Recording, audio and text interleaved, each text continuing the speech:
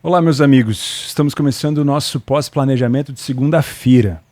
Tenho sentido que a galera que está assistindo o pós-planejamento está gostando do conteúdo, mas para você que passou aqui devagarzinho e tal, pô, o que é isso daqui? Vale muito a pena você fazer essa pós-análise para você entender como que você abordou o jogo, se valeria a pena você acompanhar essa equipe daqui para frente ou não, se a gente cometeu alguma cagada na hora de analisar algum jogo, se valeria a pena ter abandonado uma partida ou não. Fiz algumas anotações legais para a gente comentar no dia de hoje. Estou com um ventilador aqui na minha cara, porque estamos sem energia de novo aqui no sítio. Está cada vez mais frequente, começou a época das águas, né? Não sei se vocês têm essa percepção aí na cidade. Muitos de vocês moram na roça também, mas aqui a gente tem divisão, né? As águas e a seca, né? Então, o período das águas, a gente tem muita chuva e geralmente quando chove aqui na roça, a gente tem esses problemas. Estamos sem luz desde ontem à noite às 10h40 da noite. Isso quer dizer que já foram 12.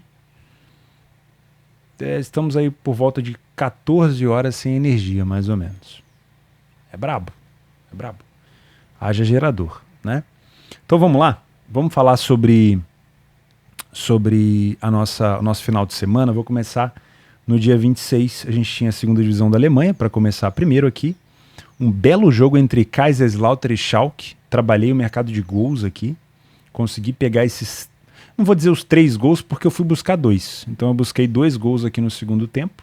Consegui encontrar esses 2 gols do Kaiserslautern. Me pareceu um Schalke um pouco mais agressivo no final do primeiro tempo, mas um Schalke que tomou um choque de realidade, assim, na hora que tomou o 2-1, porque era justamente o melhor momento da equipe. Por isso que eu falo para vocês que a segunda divisão da Alemanha geralmente não faz um mínimo de sentido em relação a match odds, em relação ao resultado final, né? O que você tá vendo em campo ali, às vezes, não é o que vai acontecer.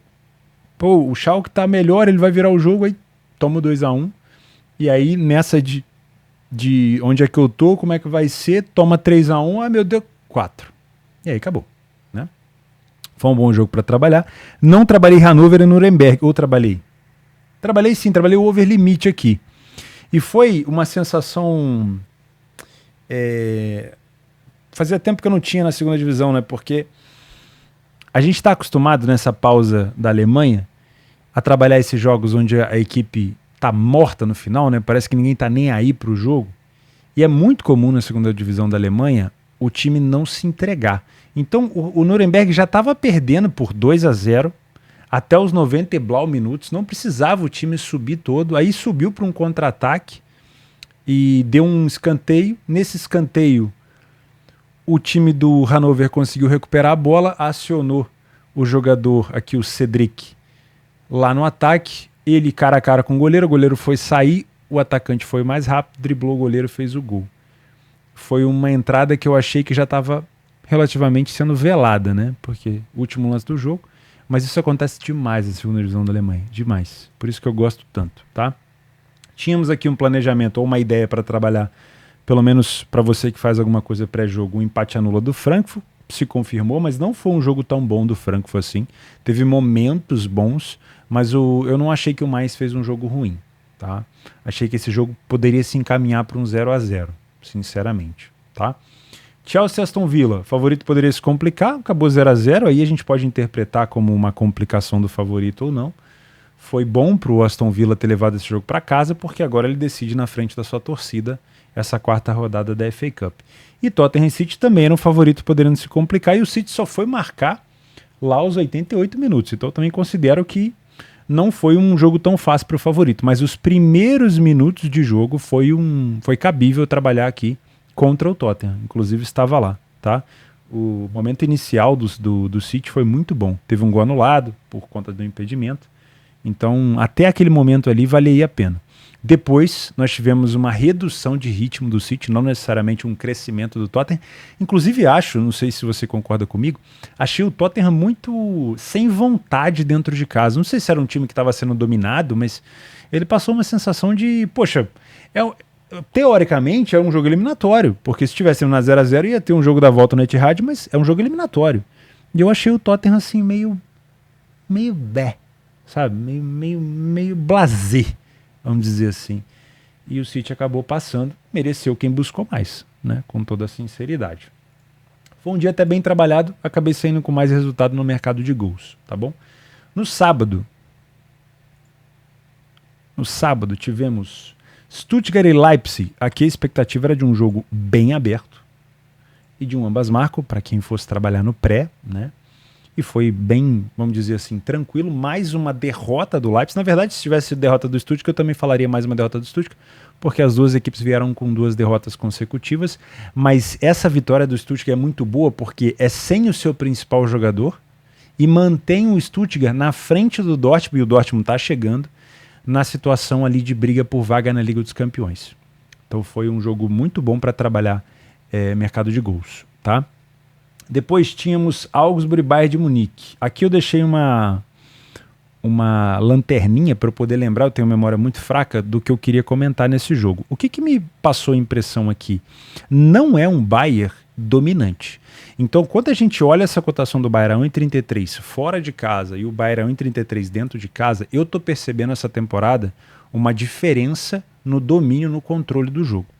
Isso quer dizer que quando a gente faz o nosso planejamento e olha a cotação do Bayern ali 1,33 e vem com aquele estigma, né, com aquela expectativa, vamos trabalhar a estabilização do preço do Bayern. Eu não estou vendo isso acontecer muito nos jogos do Bayern fora de casa. Perceba que teve um momento muito bom do Augsburg. O Augsburg teve até um gol anulado no comecinho, se eu não me engano. E depois o Bayern de Munique acelerou, mas não foi aquela aceleração que te deu sinal claro de gol. Eu não consegui pegar esse primeiro gol aqui. Depois o Bayern ampliou para 2-0, tomou o 2-1, fez o 3-1. E aí parecia que o Augsburg ia conseguir empatar o jogo. Porque o Neuer pegou um pênalti aos 88 e depois teve mais um pênalti aos 94. Se o Neuer não pega esse pênalti aos 98, me pareceu que o Bayern ia começar a ratear. Então não foi um jogo bom para trabalhar o Bayern por aqui, pelo menos na minha opinião. Eu não achei um Bayern de Munique para trade oferecendo controle de jogo, diferente do que ele fez contra o Union Berlim, apesar dele não ter marcado contra o Union Berlim no primeiro tempo, eu estava lá, foi um massacre. E também para Panther, você trabalhar com uma cotação de 1,33 num Bayern passando esses apertos, não acho que seja de valor, tá? Las Palmas e Real Madrid vimos com uma expectativa de o favorito podendo se complicar por aqui, lembra? Real Madrid saiu atrás do placar, teve dificuldade no primeiro tempo, e você que tentou buscar a virada do Real Madrid pegou com uma cotação muito melhor do que esse 1,44. Essa é a melhor coisa que a gente pode fazer no planejamento de trabalho, é identificar os pontos que o favorito pode se complicar. Quem pegou em 44 pegou o mesmo dinheiro que quem pegou, sei lá, o Real Madrid a 4, 5, 3 e pouco? Não pegou. Pegou o mesmo gol, o mesmo dinheiro não. Então no longo prazo é melhor nesse tipo de jogo você trabalhar em situações mais extremas de recuperação de resultado, talvez um Lei Las Palmas quando ele está vencendo, até porque a gente sabia que o Las Palmas no segundo tempo permitia muito mais para o seu adversário. Tomou a mesma virada para o Barcelona. Para o Barcelona foi um pouquinho mais tarde, mas foi do mesmo jeito, saiu na frente no primeiro tempo, tomou os 2 gols nos minutos finais. Então, cumpriu a cartilha de se complicar o Real Madrid no primeiro tempo, tomou um gol no início do segundo, mas conseguiu recuperar. Belo jogo aqui do Vini Júnior, jogou muito bem. Depois tivemos Juventus e Napoli. Esse foi um jogo que eu abandonei. Tá? Eu comecei trabalhando back Juventus, eu encontrei um padrão de superioridade, mas o cartão vermelho... Primeiro, o jogo já tinha diminuído um pouquinho e eu já tinha praticamente saído todo do mercado, ainda estava um pouquinho dentro. E tomei esse cartão vermelho, mas não foi um prejuízo tão grande, porque foi bem no início do jogo, o mercado ainda acreditou que a Juventus poderia vencer o Empoli mesmo assim, mas assim que eu vi o cartão vermelho, eu fechei minha posição, tá aqui, ó, abandonei o jogo no cartão vermelho. Para mim era uma provável vitória da Juventus, a Juventus ainda marcou utilizando uma bola parada, um gol de sobra ali do Vlahovic, mas acabou tomando um gol de fora da área do Empoli e se complicou por aqui. Com o cartão vermelho, o ambiente obviamente tinha mudado. Barcelona e Vila Real foi um jogo para live e talvez tenha sido o melhor jogo do dia para mim, porque eu trabalhei mercado de gols em sequência. Consegui trabalhar esse 3-2 do Barcelona, já estava exposto. Depois que o Barcelona fez 3-2, eu mandei uma mensagem no Telegram para vocês que eu estava acompanhando o jogo com mais afinco, mas deu tempo de escrever. Eu tenho comentado menos no Telegram porque tem me atrapalhado muito na questão de foco no jogo. Por isso que muita gente tem me cobrado e tal. Eu tenho tentado melhorar isso daqui, mas entre o meu foco e o dinheiro exposto no mercado e mandar uma mensagem no Telegram, eu sempre vou focar para eu não perder dinheiro, tá? Porque o Telegram não me dá retorno financeiro. Então eu não posso colocar o meu dinheiro em risco e desconcentrar. Mas sempre que eu puder, que não for me colocar em risco, quando for, por exemplo, o mercado de gols, que eu geralmente entro para não fechar, eu comento com vocês que estava cheirando gol. O Barcelona atacava, já estava à frente do placar, o Villarreal ia para cima se expondo muito e dava espaço. Só que nessa de se expor, o Villarreal conseguiu encontrar um empate com o Gonçalo Guedes. E depois, eu não peguei esse 3-3, eu tinha pego 3-2. Depois do 3-3, eu me posicionei no mercado buscando mais um gol. Consegui encontrar esse gol aqui do Sorloth. E quem foi mais ousado conseguiria ter pego esse gol aqui do Morales, que aconteceu no último lance do jogo, porque o Barcelona simplesmente perdeu completamente qualquer padrão tático e foi para cima igual um maluco. O problema aqui era realmente o tempo de jogo, né? A gente tinha poucos segundos pela frente. Eu peguei esse gol aqui do 4-3 e esse aqui do 3-2. Para mim foi o suficiente, foi um grande jogo, mas eu me arrependo de ter chegado nele tarde, porque eu podia ter pego talvez a virada do Barcelona. Para mim que trabalho recuperação de resultado, era um jogo que cabia, mas eu estava focado em outras partidas, tá? Dia cheio é complicado por conta disso. Aqui a gente tinha um Barcelona na hora da nossa preparação com muitas críticas, por ser uma equipe que marca, mas que sofre muito, e não foi diferente, não foi à toa que o Xavi pediu demissão, né? Porque é um Barcelona que ele tem um padrão de ofensividade muito grande, mas é um time muito permissivo. A gente fala isso desde o início da fase de grupos da Champions League. Time que sofreu gol para o Shakhtar Donetsk, que sofreu gol fora de casa para o Antuérpia, da Bélgica, que é um time relativamente acessível para nível Champions. Então o Barcelona vai se confirmando um time acessível, tomando gol de Almeria, 4 gols do Girona, e assim vai se complicando contra vários adversários. Chega uma hora que o Xavi não aguenta, né?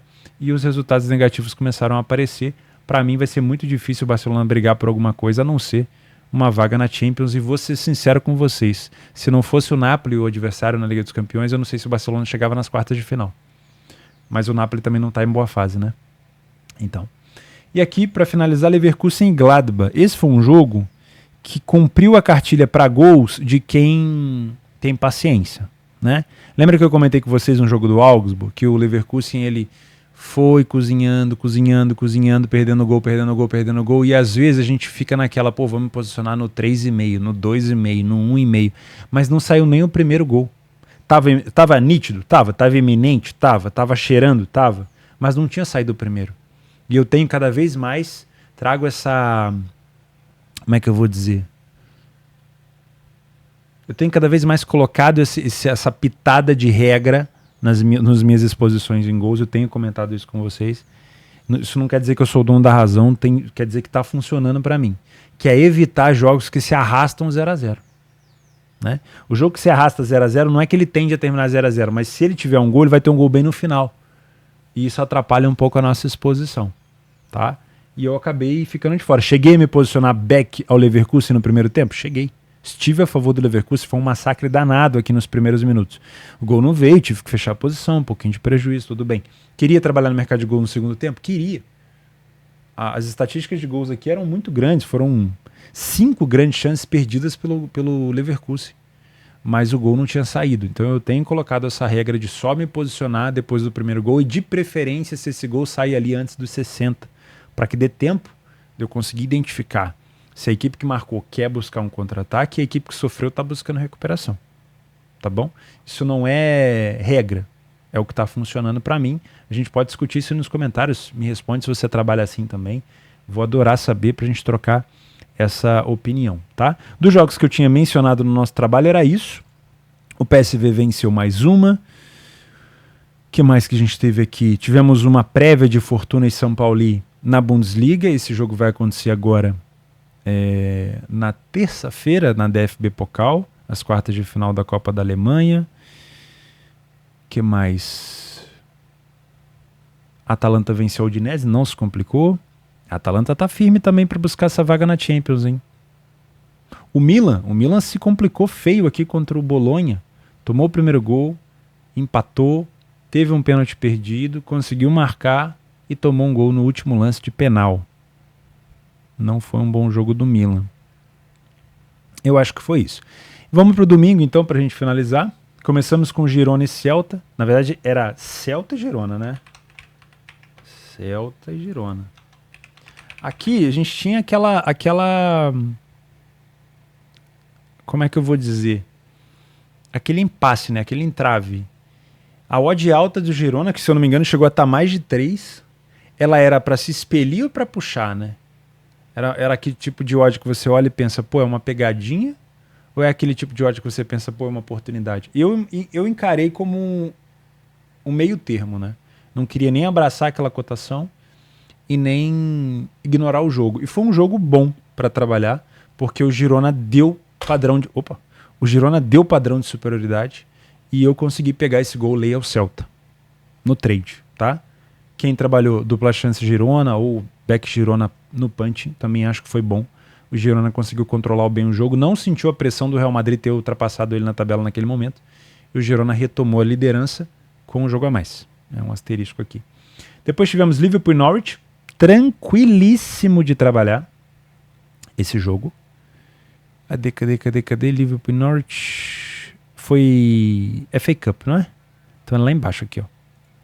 Muito tranquilo de trabalhar back favorito aqui. Vou fazer um estudo de caso nesse jogo. Gravei a tela no outro computador aqui. Deixa eu ver se eu consigo pegar pra gente... Eu não vou fazer esse estudo de caso agora, nesse momento, mas eu quero mostrar para vocês como que foi tranquilo esse padrão de superioridade aqui do Liverpool. Tomando sempre cuidado com a stream, né? Para não passar o jogo aqui pro YouTube não me bloquear. Eu já tive o meu canal bloqueado uma vez. Cotação do Liverpool 1,14. Muito, muito tranquila, tá? Bem estabilizado. Vou acelerando aqui para vocês verem, ó. Aqui é 10 minutos de jogo. Ó, 11, escanteio pro Liverpool. Olha como é que a cotação não mexe. Pá, parará. E aí vai, eu tô acelerando o vídeo, tá vendo? E aí o gol. O gol aconteceu aqui aos 15. Percebe que o mercado nem mexeu. Esse é o padrão de superioridade que eu falo pra vocês. E tem sido... não, é muito fácil trabalhar desse jeito. Só que a gente às vezes demora a encontrar um padrão como esse. Eu vejo muita gente falando, o back favorito não funciona mais. Funciona. É porque as pessoas querem pegar back favorito em qualquer time, né? E o meu cachorro é folgado, tá entrando ali. Tá calor lá fora, cara? Aqui dentro então nem se fala. Daqui a pouco você tá saindo correndo. Fenerbahçe e Ankaraguçu. Aqui era um jogo com expectativa para gols. Pelo menos 3, acabou acontecendo. Fenerbahçe saindo atrás do placar. Os times turcos aí dando susto, ó. E virando o jogo. Quem trabalhou a recuperação aqui acho que foi bem. Eu não trabalhei esse jogo. Não estava tão focado nele como eu gostaria. Dortmund e Bochum. Dortmund fez o primeiro gol. Hoje foi dia de hat-trick do Füllkrug, né? Gosto muito dele. Primeiro gol do Füllkrug de pênalti. Não vi padrão para estar a favor do Dortmund naquele primeiro gol. Um gol contra do Schlotterbeck. Acho que é assim que fala. Schlotterbeck. É muito difícil de falar. Uma falha de comunicação com o goleiro. O goleiro ia fazer a base ali para pegar a bola com a mão. E o zagueiro deu um carrinho na bola. Talvez no final do jogo tenha havido um padrão para pegar esse gol do Füllkrug de novo de 2-1, mas eu não estava dentro do mercado mais. Aliás, eu não me posicionei aqui no segundo tempo. Também não fui buscar gols porque eu achei um Bochum sem muita gana de buscar os ataques. Não sei, acabei achando o preço muito ruim. Na Bundesliga às vezes a gente tem isso, né? Os preços muito esmagados. Acabei ficando de fora. Era um jogo que eu esperava também uns 3 gols. Não sei se eu cheguei a comentar uma possibilidade do Bochum marcar, né? O Bochum vinha de bons resultados em casa, fora nem tanto. Enfim, foi uma vitória não convincente do Dortmund, mas importante, porque o Dortmund passa o Leipzig na tabela e cola no Stuttgart. Farense e Porto era um jogo que eu estava mais atento para o live, né? Não foi um jogo assim tão ruim do Porto, a marcação-pressão do Porto foi boa, mas o Porto acabou tomando o gol aqui. Teve uma situação... Aqui foi engraçado, né? Teve uma situação de pênalti perdido Isso aqui acontece mais de maneira rara. Teve um pênalti perdido do Farense, chutou para fora. Praticamente 1 minuto depois, no lance seguinte, o Evanilson fez o primeiro gol. Eu não estava dentro, tá? Eu achei que o Porto estava muito bem aqui. Nesse momento aqui, eu estava dentro do mercado. Achei que o Porto começou com uma superioridade muito boa. Essa chegada perigosa do Farense aqui me fez desanimar da posição. Não voltei pro back Porto e ainda bem, porque senão teria tomado esse pênalti. A gente não sabe se o cara vai perder ou não. A gente nunca tem esse controle, né? Não temos bola de cristal. Assim como, por exemplo, ontem a Fiorentina perdeu um pênalti, o Milan perdeu um pênalti. A gente não tem controle, né? E aí logo em seguida o Porto fez o gol. Eu poderia estar dentro do mercado comemorando o gol do Porto, mas eu estaria negligenciando o pênalti tomado, né? Depois do pênalti, o Porto fez mais um, eu não voltei a me posicionar no mercado. Então foram 2 jogos onde eu entrei que eu não peguei o gol no back favorito. Foi o Leverkusen contra o Gladbach, que aconteceu no sábado. Foi o Porto, que aconteceu no domingo. A Inter, eu não me posicionei. Deixa eu ver se eu lembro a Inter. A Inter eu não me posicionei em nada no Match Odds. Achei que foi um jogo onde a Inter teve lampejos de mini superioridades. Esse gol do Lautaro foi de cabeça de escanteio. Não era uma superioridade tão grande da Inter que justificasse uma entrada naquele escanteio. Também não era uma superioridade da Fiore tão grande que justificasse estar contra a Inter. Era um jogo sem superioridade, né? De trocação, vamos dizer assim. Que eu não me posicionei. Deixa eu ver se teve... O Liverpool peguei o primeiro gol em back favorito. A Juventus eu cheguei a entrar, teve a Juventus também. Eu cheguei a entrar back favorito. Tive que fechar por conta de uma desaceleração. Eu tomei o cartão vermelho, mas foi um prejuízo bem pequeno. O Bayern de Munique eu não tive condição de trabalhar a favor porque ele não me deu padrão. O City eu trabalhei a favor e não peguei. Então, ó, vai contando, ó. City, trabalhei a favor, não peguei o gol. O Leverkusen, trabalhei a favor e não peguei o gol. A Juventus eu trabalhei a favor e não peguei o gol. O time do Liverpool eu trabalhei a favor, peguei o gol. O time do Porto eu trabalhei a favor e não peguei o gol. Então, a gente vai acumulando, né? Os jogos onde eu não pego o gol, eu tenho que ser muito sucinto no meu fecho. Eu não posso ficar deixando, talvez daqui a pouco ele comece a acelerar de novo, daqui a pouco ele vai melhorar. Esse tipo de talvez, eu não posso ficar acumulando muito prejuízo, porque eu trabalho com uma stake alta, então o meu head tem que ser pequeno, né? Vou tomar gol contra a posição? Vira e mexe? Vou. Mas eu preciso fazer com que os meus gols pegos cubram os meus prejuízos de gols não pegos e também de gols sofridos. Então tem que ser muito bom na hora do fecho. Tão importante como abrir uma posição no back favorito é saber fechar essa posição, né? Para mim, os destaques aqui estão nessas lanterninhas, né? Tomar cuidado com o Bayern de Munique jogando fora de casa, não tem apresentado um padrão tão bom. O Real Madrid, contra adversários que podem complicar a vida dele, tem se complicado de algumas maneiras. A gente viu contra o Betis, a gente viu contra o Atlético de Madrid na Copa do Rei, a gente viu contra o Las Palmas. A Juventus continua sendo uma equipe muito sólida, mesmo com cartão vermelho. Eu achei a Juventus muito sucinta no jogo, mesmo tendo tomado vermelho, mas não valeria a pena o risco. O Barcelona, não sei como vai ser agora com a saída do Xavi. Não sei o que o Barcelona vai fazer. Por enquanto, eu acho que é um Barcelona para a gente continuar trazendo para o live e não para trabalhar nada pré-live. Por exemplo, a gente tem aqui, daqui a pouco, Barcelona e Osasuna na quarta-feira. É um jogo muito perigoso, tá? O Osasuna não é besta. E o Barcelona, não sei se vai agora, sem o Xavi, começar a jogar bola. Quem que vai tomar conta do futebol do Barça? Sendo bem sincero, eu estou preocupado.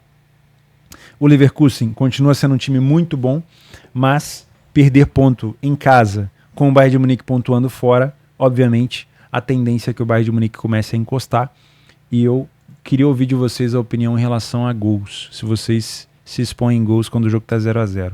Eu fazia no início, tenho parado, tem melhorado um pouco meus resultados, a minha taxa de acerto, tá? Às vezes eu fico fora de jogos muito bons, que estavam 0-0 e do nada pipoca gol, mas também me permite ter uma percepção melhor quando o jogo demora um pouquinho a sair o gol, o que o time que marcou vai fazer, o que o time que sofreu vai fazer. Eu acho que é interessante.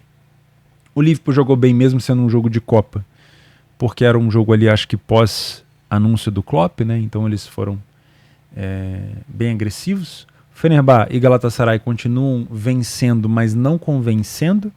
Achei um Fenerbahçe muito permissivo em alguns momentos. O Dortmund segue não dando tanta confiança. Achei que o Porto realmente virou a chavinha. No nosso planejamento a gente comentou isso, né? Que o Porto poderia ter virado a chavinha. E a Inter de Milão não jogou bem, mas teve muita sorte aqui contra a Fiore. A Fiore teve um pênalti perdido aos 76 e isso ajudou muito a Inter a recuperar a liderança do campeonato. Mas a Inter tem um jogo a menos. Então a Juventus acabou com esse cartão vermelho se complicando um pouquinho. Essa semana nós temos Copa da Alemanha, São Paulo e Fortuna, Hertha Berlim e Kaiserslautern. Temos Saarbrücken e Borussia Mönchengladbach. E tem mais algum jogo que eu esqueci qual é. Eu acho que é Leverkusen e Stuttgart. Eu tenho quase certeza que é Leverkusen e Stuttgart. Tá bom? A gente vai se falando. Um grande abraço para vocês e até no pós-planejamento, sexta-feira.